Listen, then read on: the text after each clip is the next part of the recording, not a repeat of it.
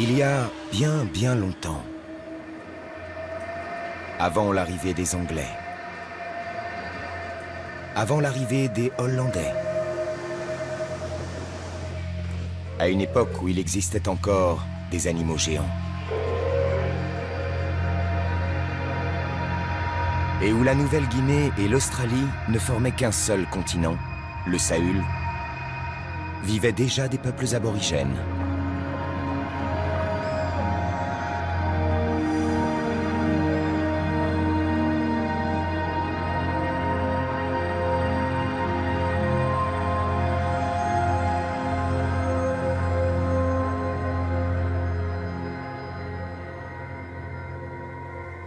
Le premier Australien a été retrouvé ici, au lac Mungo. L'homme de Mungo est le plus ancien Homo sapiens ou homme moderne découvert hors d'Afrique. Il a 42 000 ans.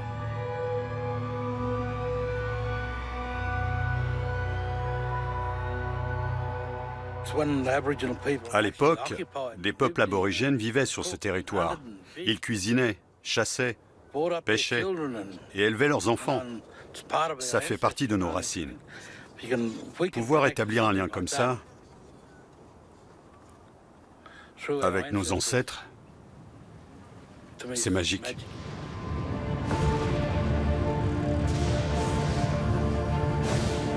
Quand l'homme de Mungo vivait là, c'était l'homme de Néandertal et non l'Homo sapiens qui prévalait en Europe.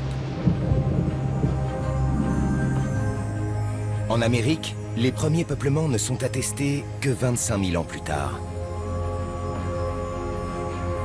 Alors, comment se fait-il que des peuplements aient déjà été présents en Océanie à ce stade de l'histoire de l'humanité? Des analyses ADN ont montré que leurs ancêtres étaient venus d'Afrique il y a plus de 70 000 ans.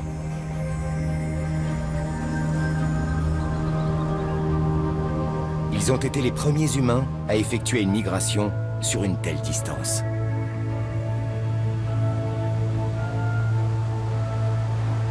Ils ont longé la côte asiatique jusqu'à l'océan qui séparait l'Asie des terres australes.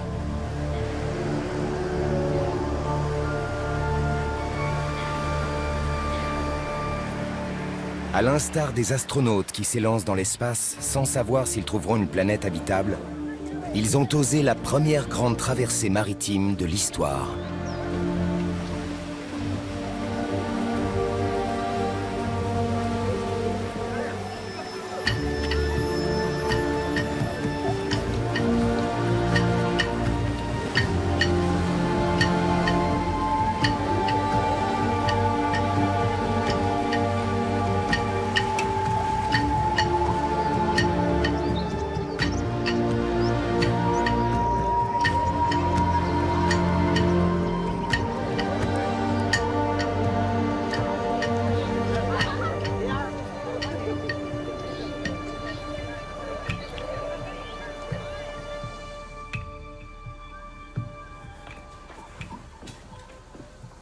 À Gunbalanya, en terre d'Arnhem, une légende du temps du rêve évoque ce premier voyage marin et explique l'expansion de l'homme sur le continent.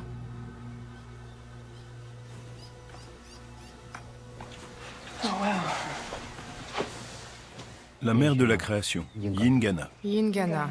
Yingana.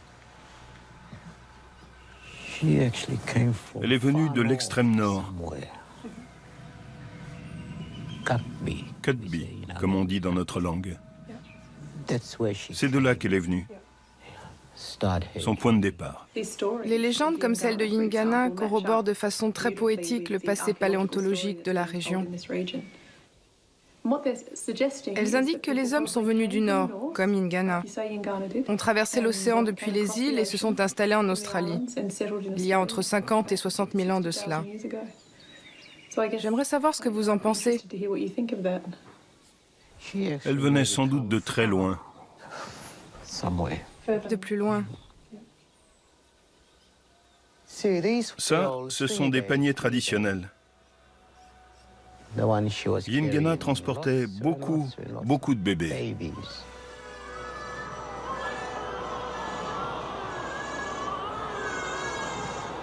Quand la mer s'est calmée et que le vent est tombé, elle s'est mise en route.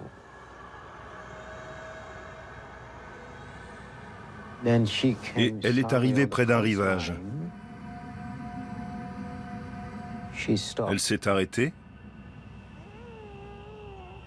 Elle a déposé un premier bébé, lui a donné une langue, un moiety, un nom de peau, un clan, un rite.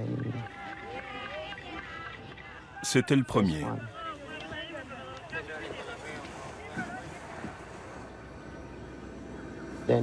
Puis elle a poursuivi son voyage et en a déposé un deuxième avec une autre langue, un clan et un rite différent.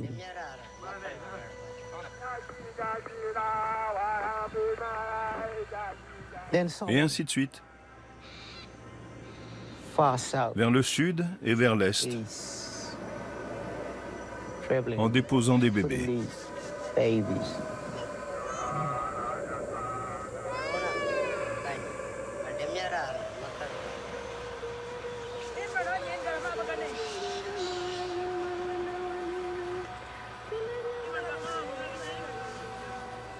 Les premiers Australiens ont trouvé un continent vierge, dont la faune et la flore évoluaient dans l'isolement le plus complet depuis 65 millions d'années.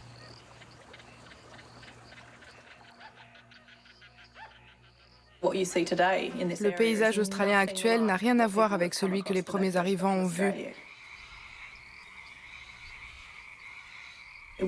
C'était un environnement qui leur était complètement étranger, avec des animaux inconnus. On se demande pourquoi ils n'ont pas rebroussé chemin en voyant certaines espèces. Les principaux prédateurs qu'ils ont rencontrés n'étaient pas des mammifères, mais des reptiles, comme Megalania prisca. Ce varan, qui mesurait plus de 6 mètres de long et pesait plus d'1 tonne, était sans doute la plus grande menace que les premiers hommes aient connue. Ils ont également eu affaire à un carnivore, le lion marsupial.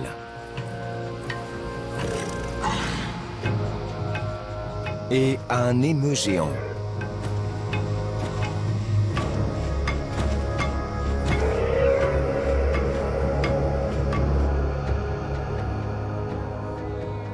L'art rupestre, présent sur tout le continent australien, montre que très tôt, ces peuples ont gravé et peint ce qui les entourait.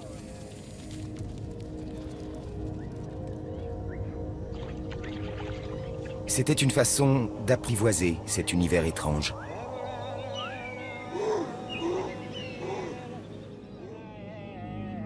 Partout, les hommes ont bâti des monuments empreints de profondeur et de beauté. Mais aucun n'est plus spectaculaire que le site de Nawarla Gabarnmang, sur le plateau de la terre d'Arnhem, découvert il y a quelques années.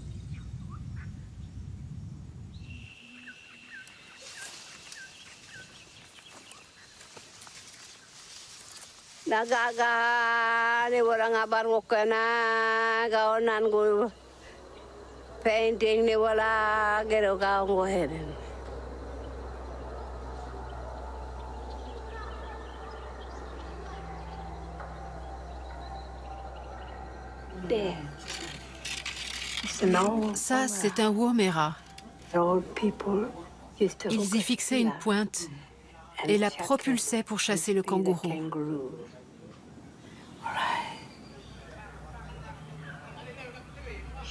Les ancêtres de Margaret Catherine, une ancienne de la tribu des Jawan, ont vécu pendant au moins 48 000 ans dans cet abri rocheux.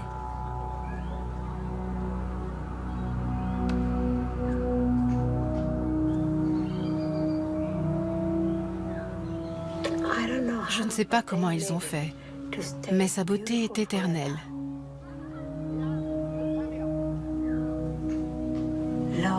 Regardez cette main. Là, c'est peut-être celle de mon arrière-arrière-grand-père.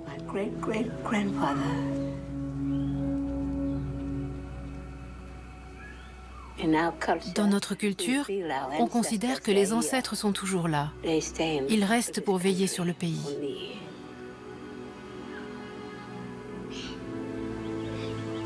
Les aînés des Jawan ont demandé à des archéologues français et australiens d'étudier le site de Gabarnmang.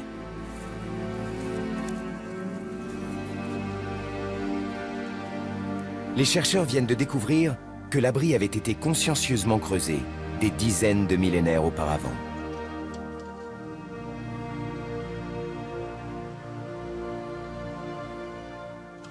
Margaret, venez voir. Oui, mon enfant. Vous voyez les piliers en pierre, en face? Autrefois, ici, c'était comme ce qu'on voit en face.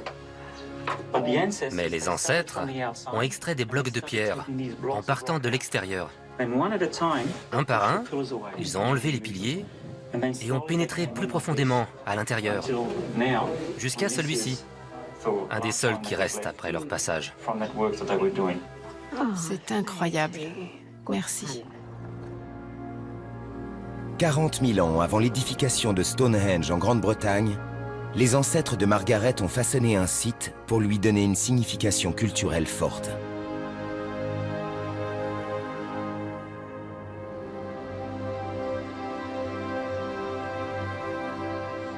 Mais ils étaient bien plus que des bâtisseurs. Ils ont également inventé des techniques qui ont radicalement modifié leur gestion des ressources.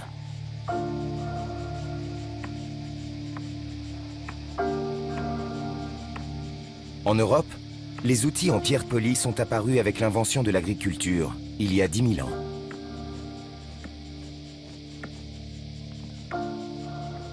Les ancêtres de Margaret en fabriquaient déjà il y a plus de 35 000 ans.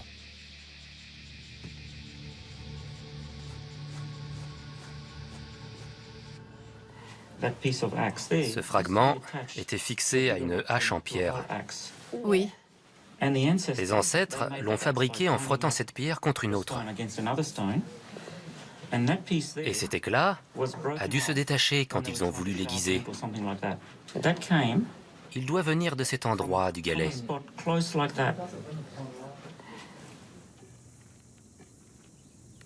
La taille permettait de réutiliser plusieurs fois la même pierre.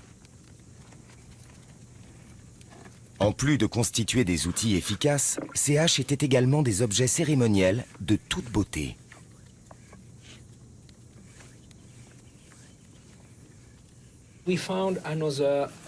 On a retrouvé une autre hache intacte.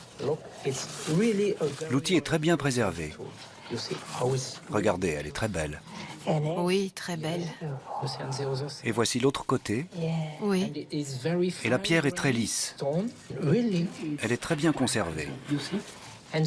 Le manche était de ce côté. C'est une hache courte. Vous savez que le manche était en bois?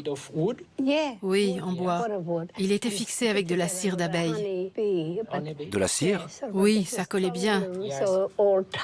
Et on les renforçait avec de l'écorce d'eucalyptus pour détacher le miel et découper les os de kangourou.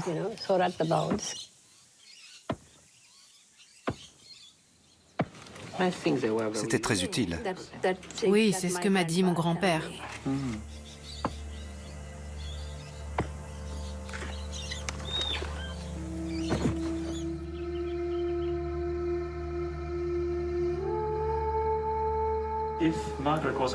Si Margaret n'était pas là, on ne verrait que des cailloux et de la poussière. Mais on a là des objets qui avaient du sens pour les ancêtres et qui en ont encore aujourd'hui.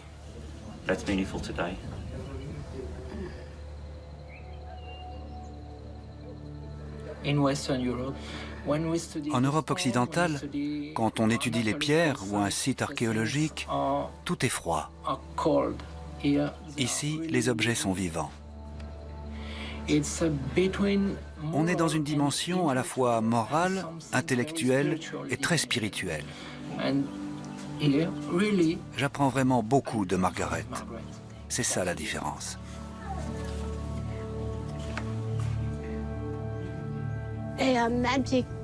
Ces gens sont magiques. Ils voient à travers la pierre et la poussière. Pour moi, mes grands-parents sont là.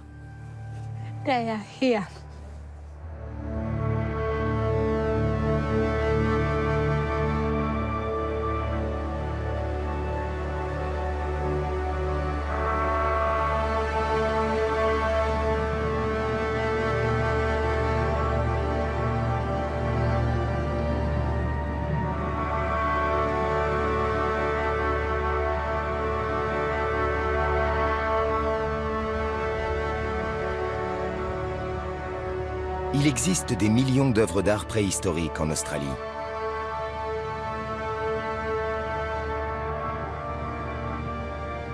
Le continent est une gigantesque toile, dont chaque motif offre une fenêtre unique sur une époque lointaine.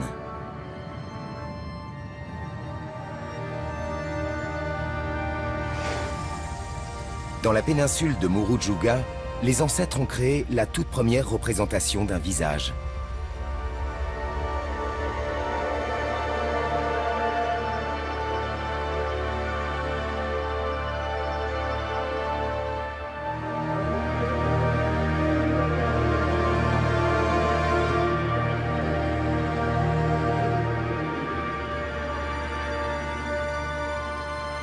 Avec près d'1 million de gravures sur 300 km², Murujuga est la plus vaste galerie d'art du monde.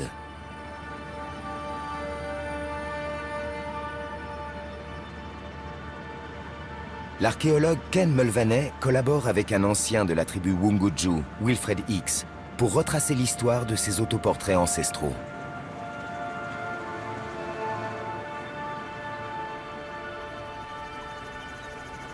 Wilfred ayant du mal à marcher, il se fait accompagner.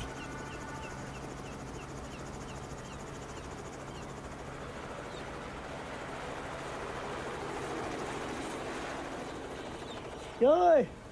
Oh! Panjalan niya daw, karang-karang mangayo. Nga karang-karang niyan ko puro ngano eh. May na nga yiri yung ko eh. Kali ya karang-karang puma.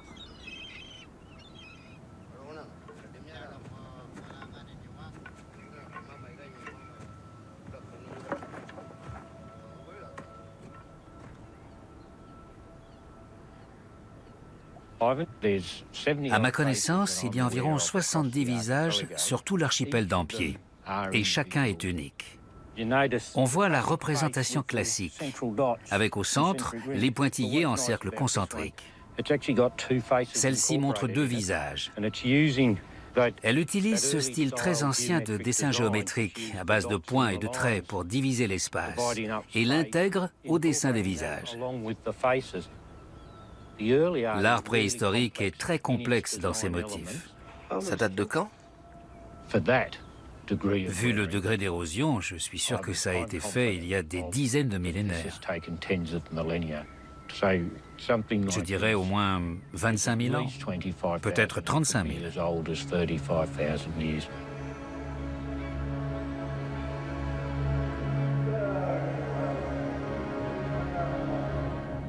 Pour la première fois dans l'histoire de l'humanité, les hommes ont représenté des yeux humains.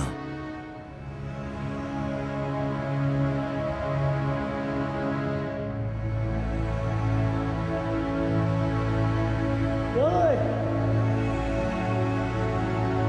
Oh! Il y a de nombreux descendants d'esprits ici, et ils sont vivants. C'est pour ça qu'il faut parler à la terre.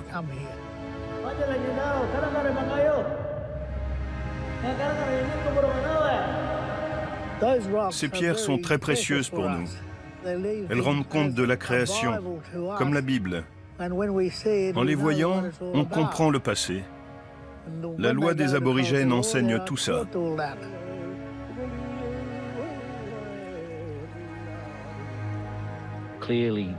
Les auteurs de ces œuvres prenaient visiblement du plaisir à les créer.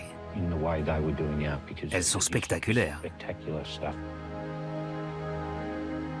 On ne trouve nulle part ailleurs une production artistique d'une telle longévité avec la même technique. C'est phénoménal. Oui. Que dire? Tout ça est là depuis les ancêtres.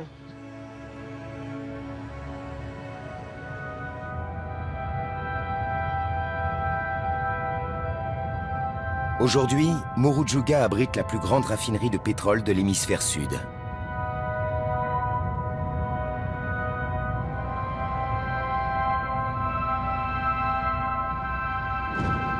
À quelques centaines de mètres, dans un amas de pierres sans aucune indication, se trouve un chef-d'œuvre de la préhistoire.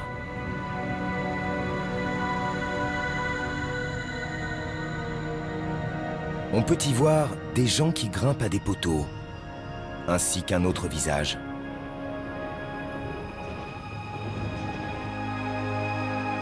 Ces représentations de visages se retrouvent sur des milliers de kilomètres, à travers les déserts du centre et de l'ouest de l'Australie. Il y avait donc des correspondances culturelles sur des distances extrêmement grandes. Très tôt, les peuples ont élaboré des cartes pour se diriger sur le continent.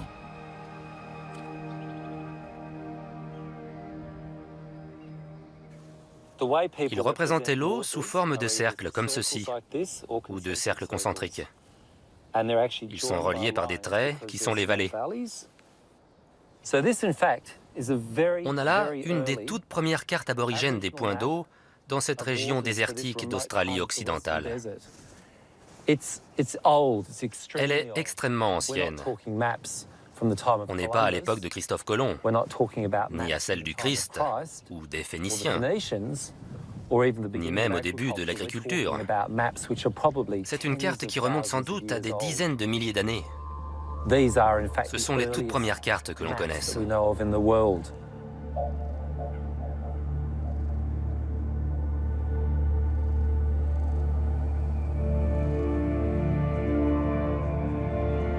Par ailleurs, les premiers réseaux longue distance d'échanges entre tribus se sont développés ici.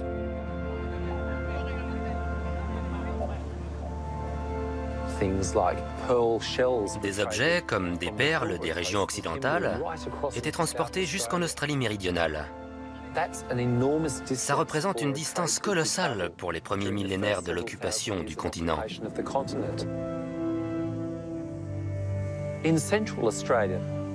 Dans la région du centre, différents groupes troquaient des pigments sur des centaines de kilomètres. Pour l'échange et la vente d'outils en pierre, de certaines matières premières, de certaines espèces marines, comme les coquillages qui servaient de récipients à eau, d'ornements ou de bijoux, et de beaucoup d'autres marchandises particulièrement prisées, les hommes ont sillonné le continent dès les premières phases de l'occupation du territoire. Il y a entre 30 et 50 000 ans.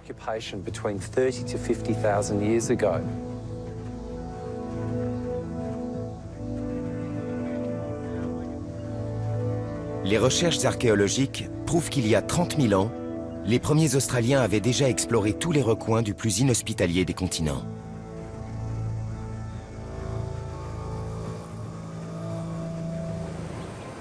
Puis, la dernière ère glaciaire a commencé.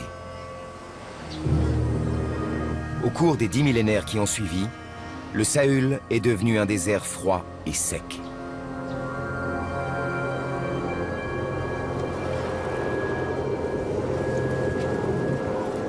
Les chaînes de montagnes ont été recouvertes par des glaciers.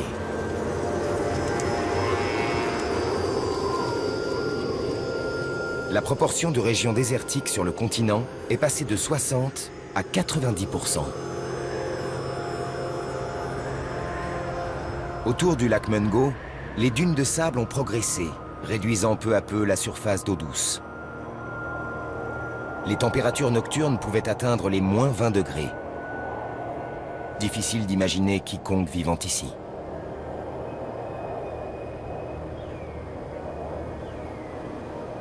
Pourtant, sur les berges de ce lac désormais asséché, les archéologues ont fait une découverte incroyable.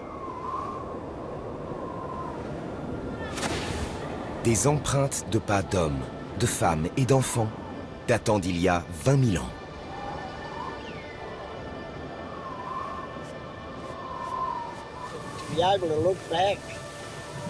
Quand je pense que ces traces de pas ont été laissées par mes ancêtres, je me dis que c'était un peuple hors du commun.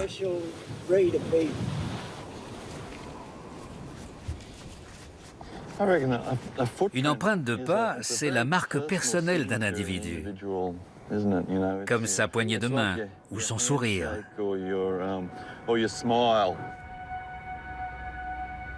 Il y a ici plus de 450 empreintes de pas. Quand elles ont été découvertes, les anciens du lac Mungo ont invité Paddy Japanonka Lewis et Johnny Jupurla Angus, les pisteurs de la communauté Pintupi, à les interpréter. Jukurpa, le temps du rêve. Des pas qui courent.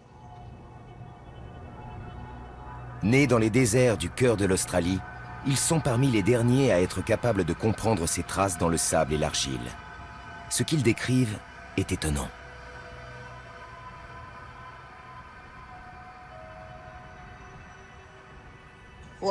Une jambe? Une jambe? Il court sur une jambe. Un bâton. C'est peut-être un bâton. Certaines traces semblent indiquer l'usage d'une canne. En tout cas, cet homme n'avait qu'une seule jambe. Et ça, c'est la distance entre ses sauts. Quand on pense qu'il avançait à cloche-pied, on a du mal à le croire.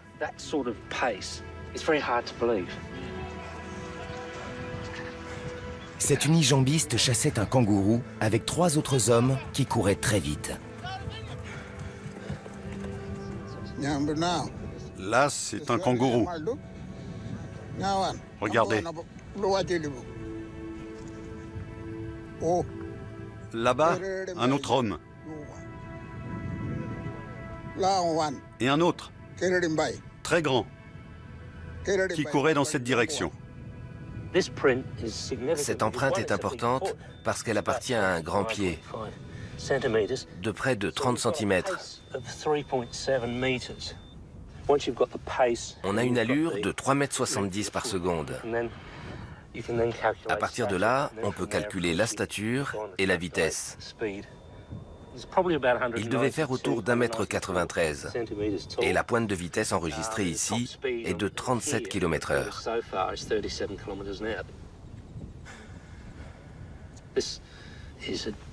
C'est un chiffre difficile à accepter puisque c'est à peu près la vitesse de l'épreuve du 100 mètres. Ils ont sans doute piqué un sprint. Ils n'ont pas tenu ce rythme sur 100 mètres. Mais après tout, pourquoi ne seraient-ils pas aussi athlétiques que nous? Il ne faut pas oublier qu'ils devaient attraper des proies pour manger. Ils chassaient tous les jours.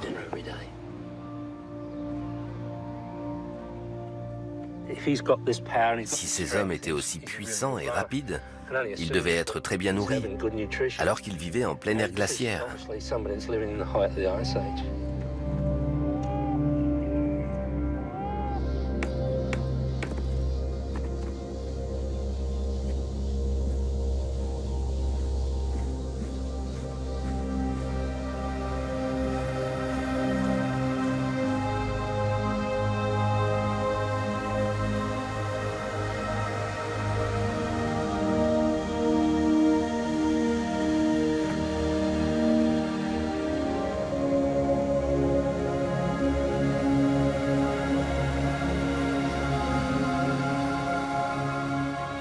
Malgré des conditions de vie très rudes, ces populations se sont épanouies autour du lac Mungo. Et il en a été de même dans plusieurs régions arides du continent. Comment la chose a-t-elle été possible?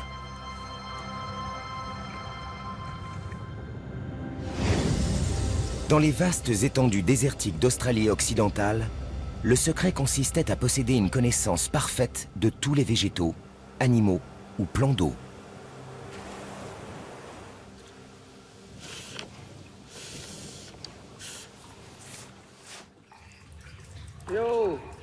On vient vous voir aujourd'hui.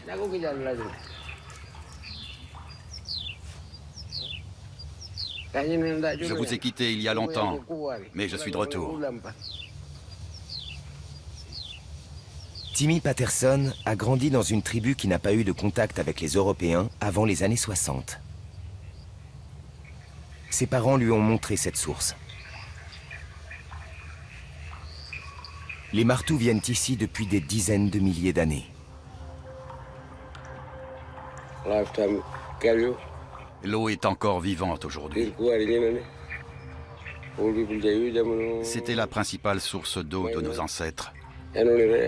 On la préserve pour les générations à venir.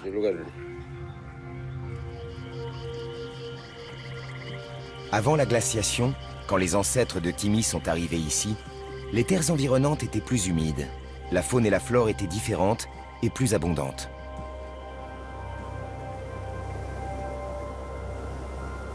À mesure que les températures ont chuté, ils ont vu leur univers s'assécher autour d'eux. Ils sont devenus un peuple du désert.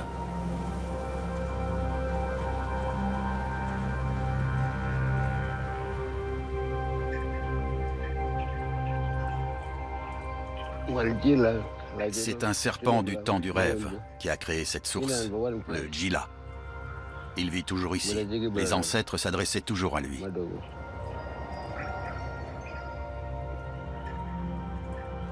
Il lui demandait à boire.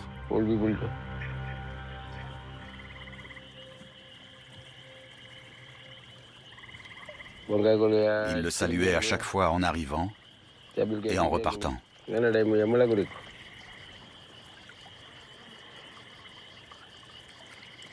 Il faisait attention de ne pas le fâcher.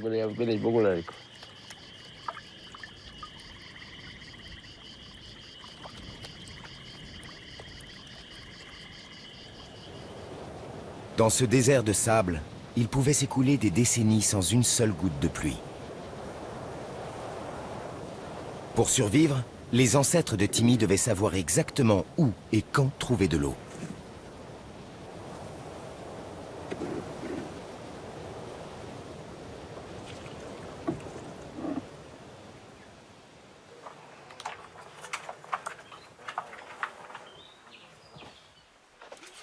Mar, mar, mar, source. C'est ce qui sauve la vie.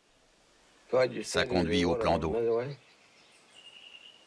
Si on ne le trouve pas, c'est fichu. Par exemple, si je suis là, à cette source, la plus proche ensuite, c'est celle-là.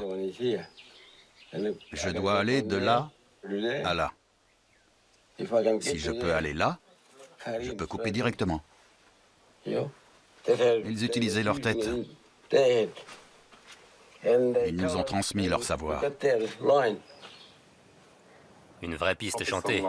Exactement. Ils l'avaient dans leur tête.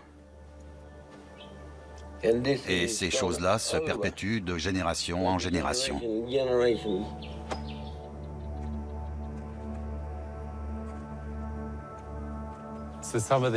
Certaines de ces sources, comme celle-ci, sont permanentes. On peut y retourner en sachant qu'on aura toujours de l'eau douce, même en période de sécheresse, alors que d'autres peuvent être asséchées. Oui. Ces sources principales sont des eaux vivantes. Oui. Les autres peuvent être asséchées et dangereuses. Voilà. Quand il fallait partir, les anciens le savaient. Ils retournaient à la source principale en cas de sécheresse l'été. Ouais. Donc, s'ils allaient à la mauvaise source par 50 degrés, ils pouvaient mourir. Oh oui.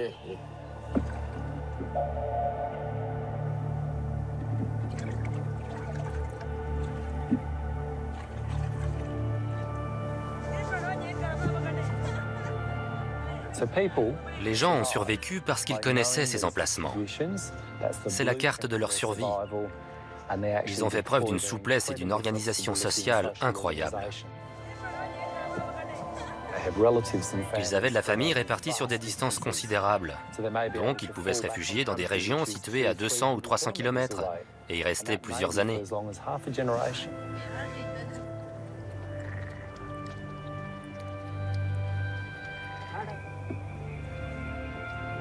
Savoir où se procurer de l'eau n'était pas suffisant pour survivre à la glaciation. Ils ont dû apprendre à modifier leur alimentation du tout au tout.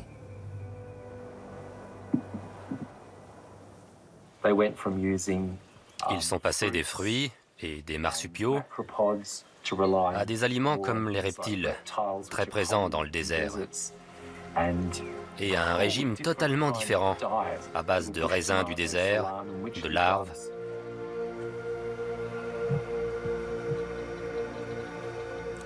Mais même ces aliments sont venus à manquer par grande sécheresse.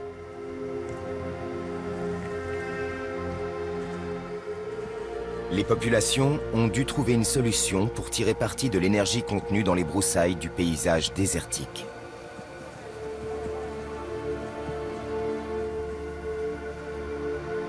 Deux simples morceaux de pierre polie qui broient les graines dures et les rendent comestibles.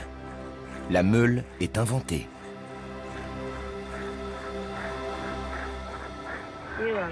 Cette meule appartient à la famille de ma grand-mère.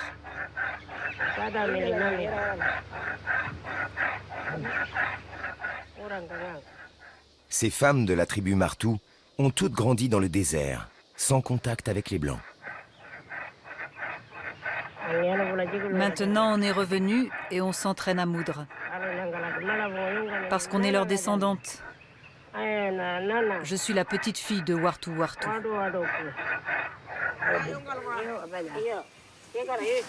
À votre tour. Oui, les hommes le faisaient aussi. Avec les deux mains. Ok, à deux mains. Comme ça?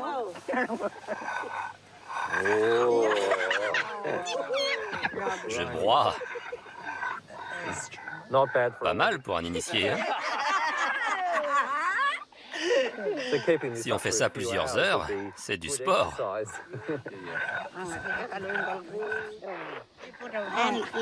Comme ça. Nos grands-mères faisaient comme ça. Comme ça. Et puis... Ah oui? Comme quand on lèche le plat.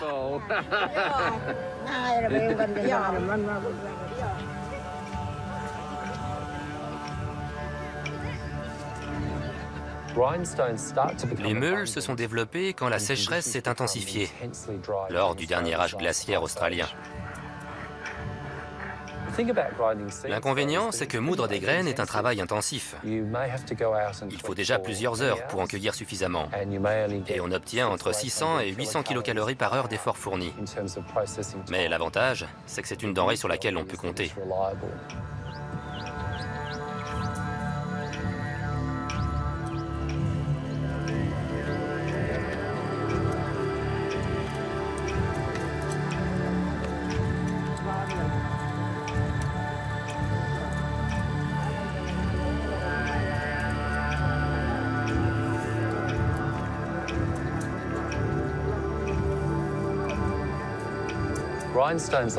Des meules comme celle-ci proviennent de carrières situées à des centaines de kilomètres.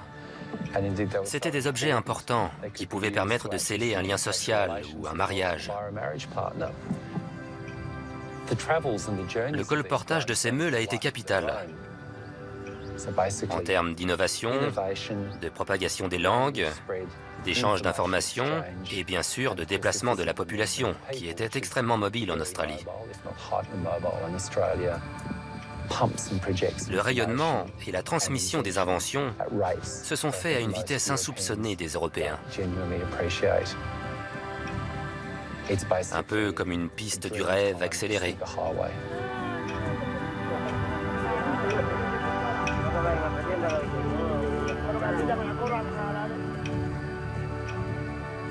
La mobilité et la communication sur de vastes territoires, une compréhension profonde de l'habitat, des techniques de transformation de nourriture, tout cela peut être résumé en un mot de la langue du désert occidental. Tjukurpa, la loi.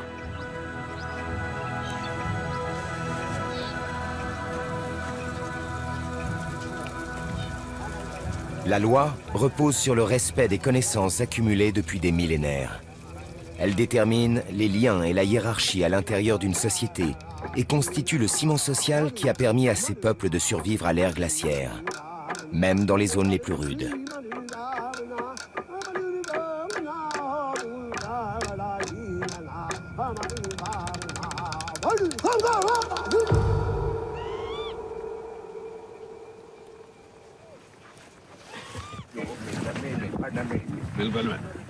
Mil-mil, ça veut dire sacré et dangereux pour un lieu.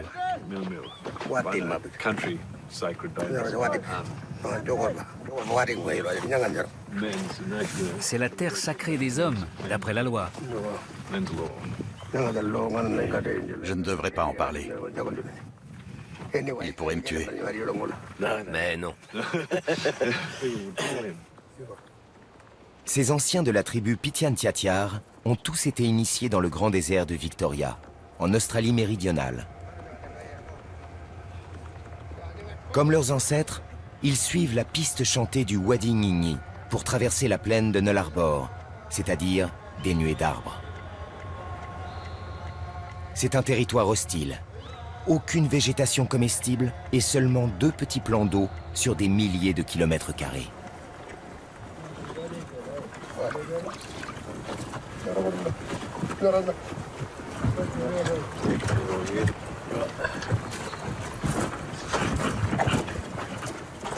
On n'a jamais campé ici. On s'est juste désaltéré. Oui, vous ne faites que passer. Avec les initiés. Ça fait partie de l'initiation. Ils n'ont pas le droit de parler de l'aspect rituel et religieux de la piste du rêve. Mais je crois qu'on peut évoquer l'aspect structurel. Le rêve va plus loin qu'une simple légende qui dirait « un dindon est allé là » ou « les Bushmen ont créé la montagne ». Il s'agit des fondements de leur société. Une fois qu'on est initié et qu'on participe à ces rites, on apprend à connaître le pays, à savoir où on a le droit d'aller ou pas, ce qui nous permettra de survivre, ce qui sera dangereux. Quand on sait ça, et c'est là que la loi joue un rôle crucial, on devient quelqu'un d'important dans la société. Leur connaissance de la loi et la spiritualité liée à la terre déterminent la politique sociale de la communauté. C'est un système qui confère un statut aux gens, qui structure la société. Les premiers habitants ont perpétué et transmis la connaissance de la loi par les pistes chantées. Ils les ont suivis il y a 20 000 ans, quand ils ont effectué leur voyage épique jusqu'à la grotte de Kunalda.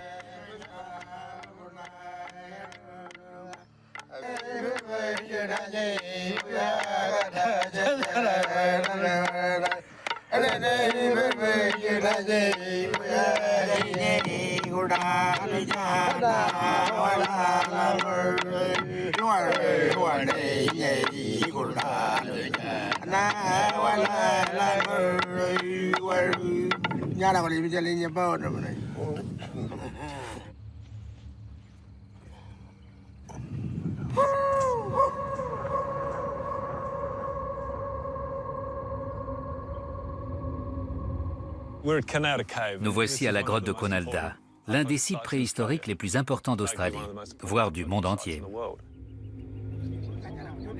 Les aînés Pitjantjatjara ne viennent pas à cause de leur âge.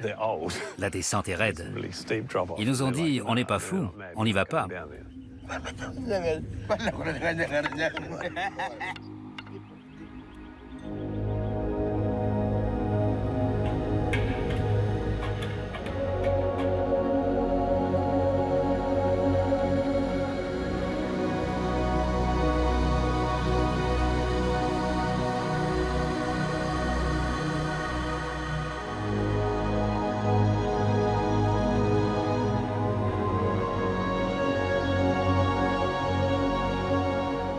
Ce qui est frappant, c'est la majesté du site. Il est gigantesque.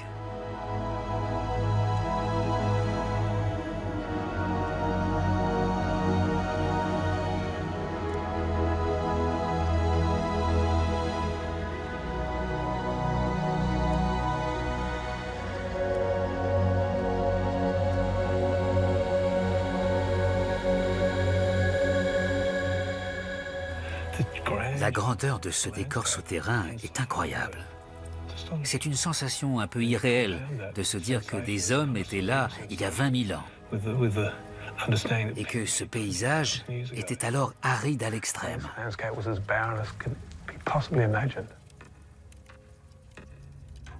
Les populations venaient à Kunalda, entre autres pour en extraire le silex sacré, omniprésent dans les sols et les parois de la grotte.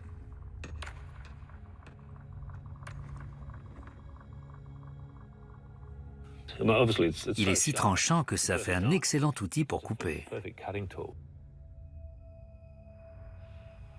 Ce matériau est sacré pour la plupart des aborigènes aujourd'hui. Ils savent où trouver ce silex et quelle est son histoire. Il est idéal pour les scarifications et autres mutilations associées aux rites initiatiques.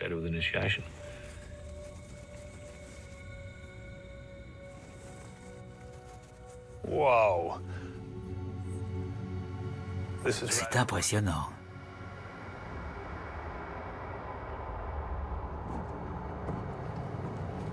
En s'enfonçant dans l'intérieur de la grotte, on trouve des griffures faites à la main sur les parois de calcaire friable. Regardez les motifs verticaux. Ils veulent forcément dire quelque chose. Ils sont très très longs. Ils partent de là et vont jusqu'en bas. Au début, ce sont de petites griffures, mais plus on s'enfonce dans la grotte, et plus c'est saisissant.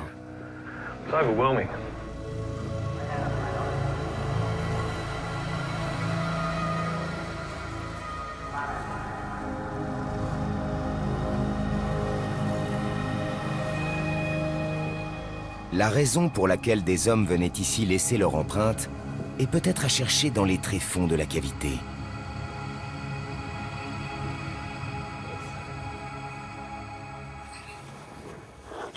J'ai juste la place pour passer. On est à 250 mètres de profondeur, donc il y a une légère sensation de claustrophobie.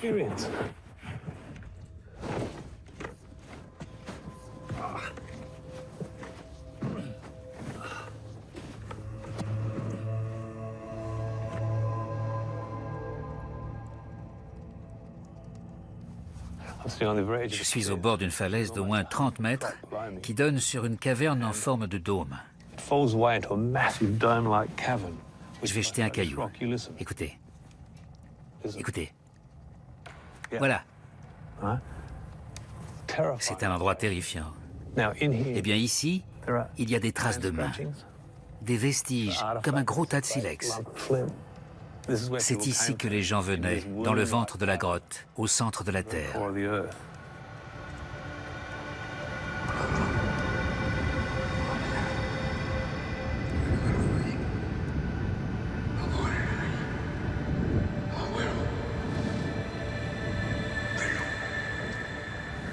Il y a 25 ans, un aborigène m'a dit que quelque part dans la plaine de Nullarbor, il y avait un trou d'où étaient nés ses ancêtres.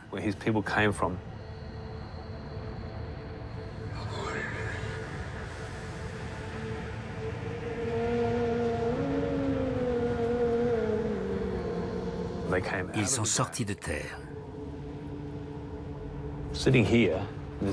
Quand on est ici, dans cette vaste caverne souterraine qui ressemble à une matrice, avec ce conduit semblable à un vagin qui débouche sur un autre espace, et avec ces griffures monumentales, un peu comme si les gens avaient tenté de s'extirper du sol, on ne peut pas s'empêcher de penser qu'ils parlaient de cet endroit.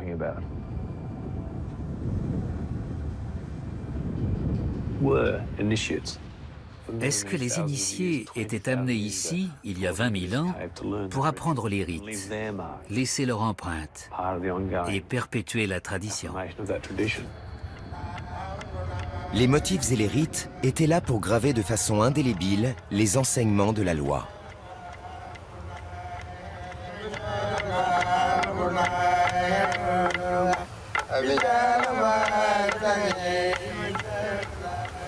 Dans cet environnement, connaître la loi était le seul moyen de survivre. Il faut imaginer que c'est la dernière glaciation. Il fait un froid glacial, il y a du vent. C'est une région très hostile où il est impossible de vivre et pourtant, les gens exploitaient le silex, mais pas seulement. Ils se livraient à des rites religieux complexes et sophistiqués, à une époque où, en théorie, ils n'auraient pas pu vivre là. Ça en dit long sur la résistance des hommes, leur faculté d'adaptation et la vivacité de l'esprit humain, tout ça il y a 20 000 ans. Cette grotte peut nous en apprendre beaucoup sur le peuplement de l'Australie. Les premiers Australiens ont survécu à la période de sécheresse la plus longue et intense de l'histoire de l'humanité. Mais ils ont ensuite été confrontés à une nouvelle épreuve.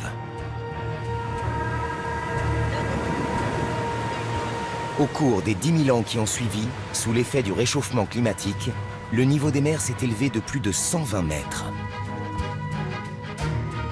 Cela a provoqué la séparation de la Tasmanie et de la Nouvelle-Guinée du reste du continent, dont un quart s'est retrouvé immergé. Et cela a également transformé les écosystèmes, accéléré les changements culturels et donné naissance à de nouvelles nations.